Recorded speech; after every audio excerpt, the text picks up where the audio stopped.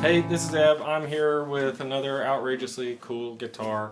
This is a Regal built Diamond Head Honolulu. It's got this super cool, almost like a woodblock print. It was just a style they were doing during like the 30s. I guess people were into Hawaiian music and they brought those motifs into the guitar design on a few of these. Super cool. This is cool to hang in your house if it doesn't even play. Beautiful, beautiful guitars. A friend of mine bought one that had been painted over.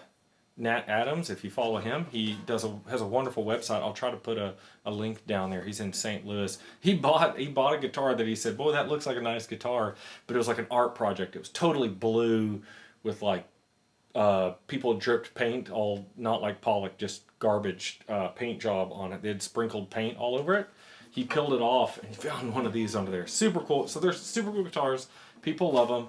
People particularly like them right now because it is a very similar motif and image to the Kel Croydon KK3 and to the, I believe it's the Marshall Specials that have a similar image to this, and those were made by Gibson. But they have maybe 2 mountains and volcanoes or something. They're super cool. So this is mine.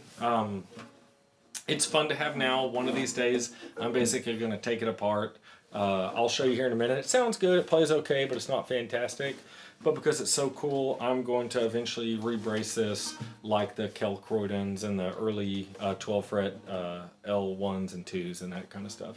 So it's going to get some 1930 bracing in there. This is definitely just a factory guitar. It's got heavy bracing in it. Not super heavy like later stuff, but nothing special about it. Ladder bracing, which isn't inherently wrong, but it's just not a fantastic guitar. It's got a beautiful maple neck on it, but pretty chunky, and mahogany back and sides, and this one has been well loved. But it's in playing condition now, but we're going to do better. This appears as though that it has a string pin right in there. That's funny. So I'm going to give you a demonstration, and then someday when I rebuild it, we'll be able to come back and look at this one. So here we go. It's warm, but it's very boxy.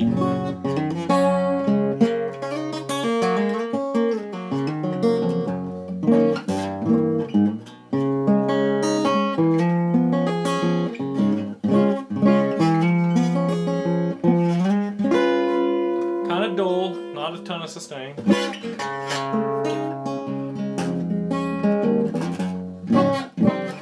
Not super loud, but not quiet.